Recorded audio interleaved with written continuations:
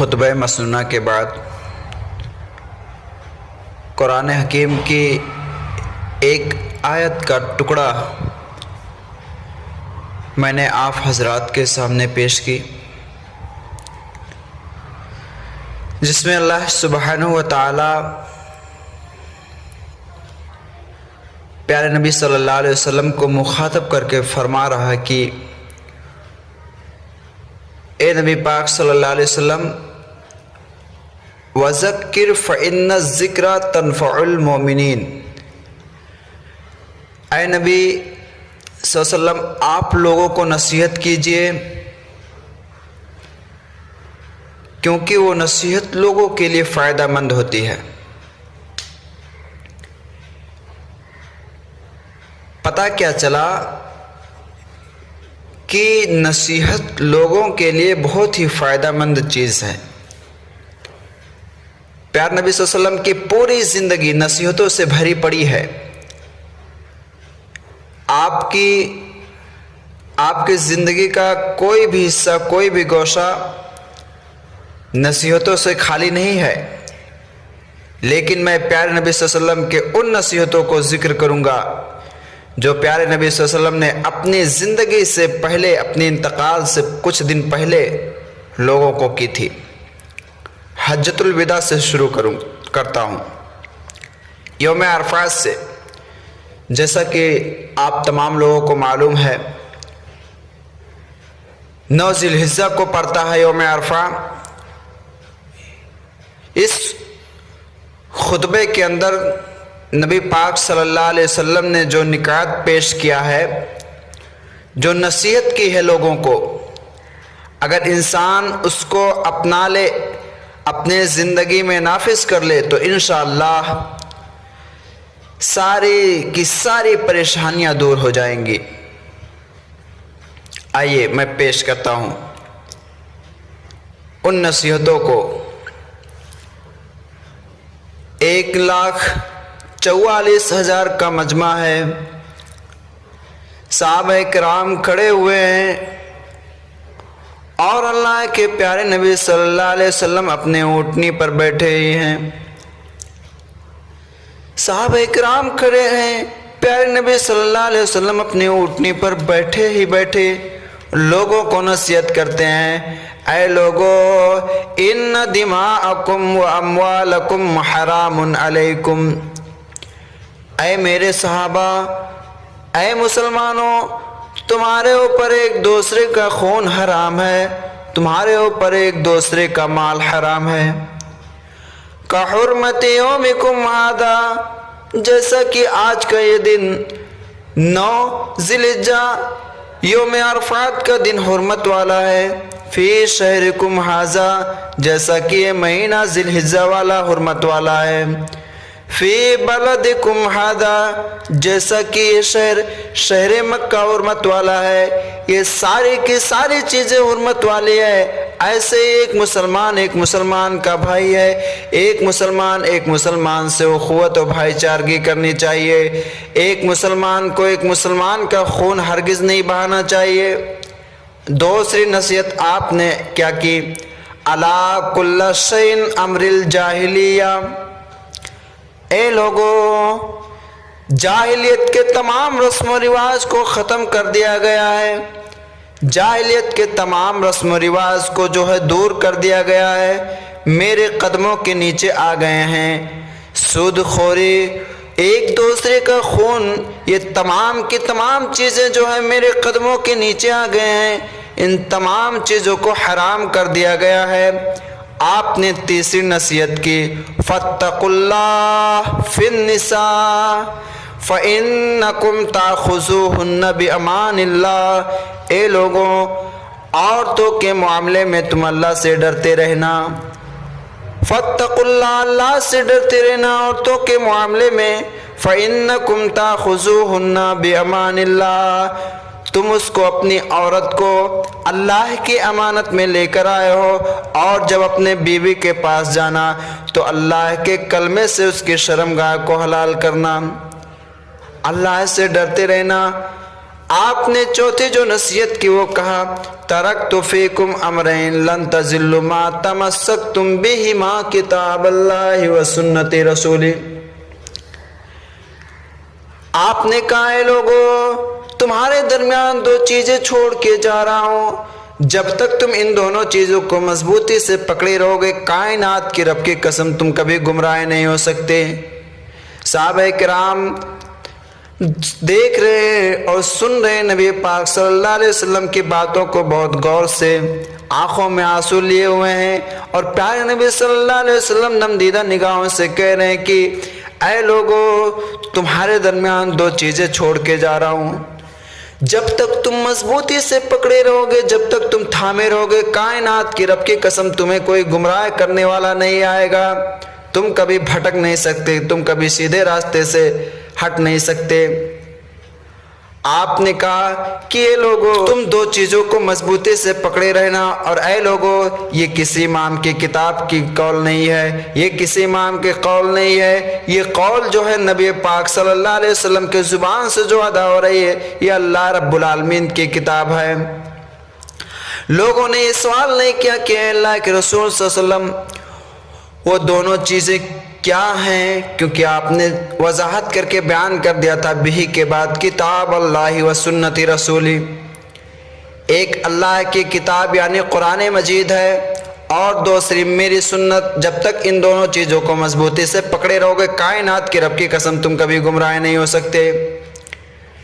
پھر اللہ رب العالمین کی طرف آپ صلی اللہ علیہ وسلم ہاتھ اٹھاتے ہیں اور دعا کرتے ہیں اے اللہ تو گواہ رہنا۔ لوگوں سے آپ صلی اللہ علیہ وسلم یہ سوال کرتے ہیں اے لوگو وَأَنْتُمْ تُسْأَلُونَ عَنِّي فَمَا أَنْتُمْ قَائِلُونَ، اے میرے ساتھیو تم میرے بارے میں اللہ رب العالمین سے کل قیامت کے دن کیا کہو گے، کیا جواب دو گے؟ جب اللہ تم سے پوچھے گا تو تم میرے بارے میں کیا کہو گے؟ فَمَا أَنْتُمْ قَائِلُونَ، کیا کہو گے میرے بارے میں؟ جتنے لوگ تھے، جتنے ساتھی تھے اللہ کے پیارے نبی صلی اللہ علیہ وسلم کے، سب کے آنکھوں میں آنسو آ گئے اور کہا اے اللہ کے رسول آپ بے فکر رہیں، آپ نے اپنا وعدہ پورا کیا، آپ کو اللہ رب العالمین نے جو شریعت دی تھی، جو دین دی تھی، آپ نے اس کو ہم تک پہنچا دیا، آپ نے مکمل کر دیا۔ ہم اللہ رب العالمین کے سامنے کوئی شکوہ شکایت نہیں کریں گے، ہم یہ کہیں گے کہ اے اللہ تم نے جو آخری پیغمبر، جو آخری نبی میرے طرف بھیجے تھے، ہم لوگوں کے طرف بھیجے تھے، انہوں نے اپنا کام پورا کیا، اپنا دین پہنچایا، اپنے دین کو جو اللہ رب العالمین کی طرف سے دین ملی تھی انہوں نے اس کو پہنچایا۔ پھر اللہ کے نبی صلی اللہ علیہ وسلم آسمان کی طرف انگلی اٹھا کر کہتے اللہم اشہد، اے اللہ یہ میرے ساتھی جو ہے گواہی دے رہے ہیں، اے اللہ قیامت کے دن تو بھی گواہ رہنا۔ پیارے بھائیوں اور میری پردہ نشین ماں اور بہنوں، آپ تک آواز پہنچے تو آپ کو بھی سننی چاہیے۔ اس خطبہ حجۃ الوداع کے اندر بہت ساری نصیحتوں کو نبی صلی اللہ علیہ وسلم نے بیان کیا، مگر میں نے 5 نکات 5.5 نصیحتیں نکالی ہے۔ پھر صاحب انتقال ہو جاتا ہے، محرم کے آخری مہینے میں، ذی الحجہ ختم ہونے کے بعد محرم کا مہینہ شروع ہوتا ہے، اور ایک صحابی کا انتقال ہو جاتا ہے محرم کے آخری مہینے میں۔ صحابی کو جنت البقیع کی طرف لے جایا جا رہا ہے، نہلایا گیا، کفن دیا گیا، اور کفن دینے کے بعد دفن کرنے کے لیے جنازے کے نماز کے لیے اس کو جو ہے جنت البقیع کی طرف لے جایا جا رہا ہے۔ پیارے نبی صلی اللہ علیہ وسلم اس کے پیچھے پیچھے چل رہے ہیں۔ آپ وہاں گئے، نماز پڑھائیں، مٹی دیے، مٹی دینے کے بعد آپ گھر کو تشریف لانا چاہتے ہیں، گھر آنا چاہتے ہیں۔ سر میں اتنا شدید زخم ہوا، اتنا شدید سر درد کرنے لگا کہ سر کے درد کی وجہ سے اللہ کے نبی صلی اللہ علیہ وسلم بیٹھ جاتے ہیں۔ پھر 2 صحابی اٹھتے ہیں، آپ کو سہارا دیتے ہیں، اور آپ صلی اللہ علیہ وسلم کو سہارا دیے ہوئے گھر تشریف لاتے ہیں، گھر تک پہنچاتے ہیں۔ پیار نبی صلی اللہ علیہ وسلم گھر جب آتے ہیں تو دیکھتے ہیں حضرت عائشہ صدیقہ رضی اللہ تعالیٰ عنہ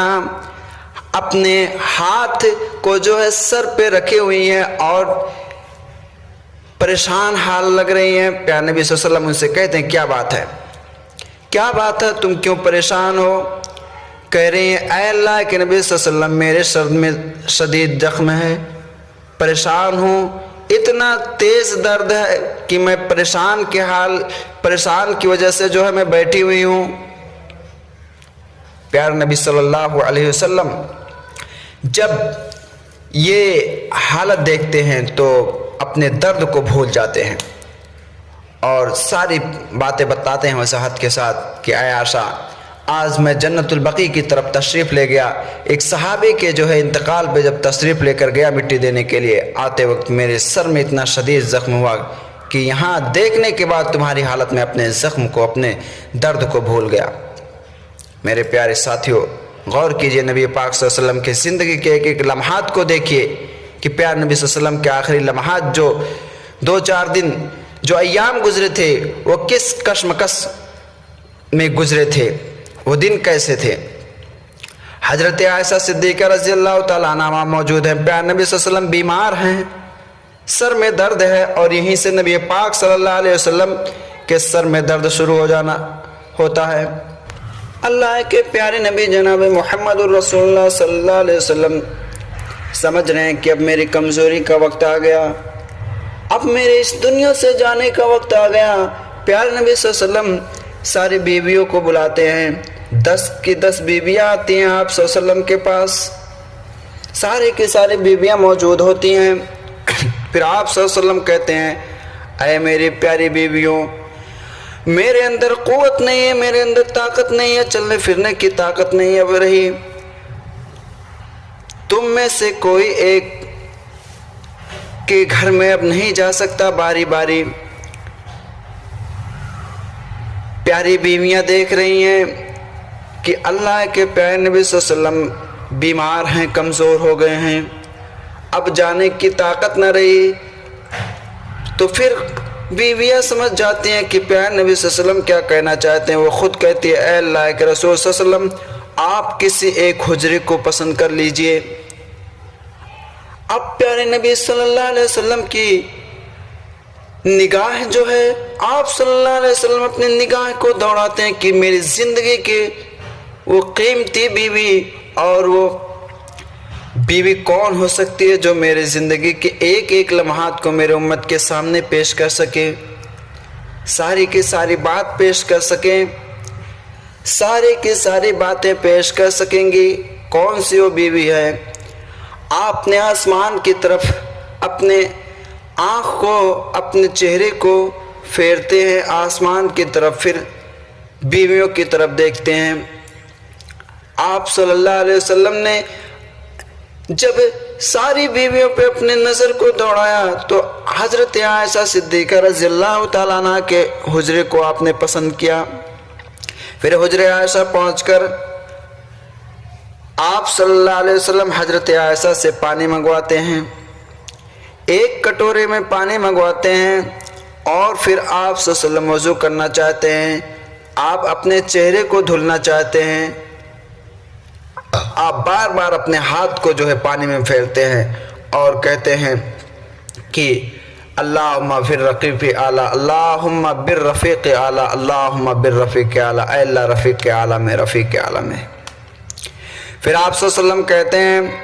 کہ لعنت اللہ علی الیہود والنصارى اتخذوا قبور انبیائہم المساجد، ان لوگوں پر اللہ کی لعنت ہو، ان یہودیوں نصرانیوں پر جنہوں نے اپنے نبیوں کے قبروں کو جو ہے سجدہ گاہ بنا لیا ہے۔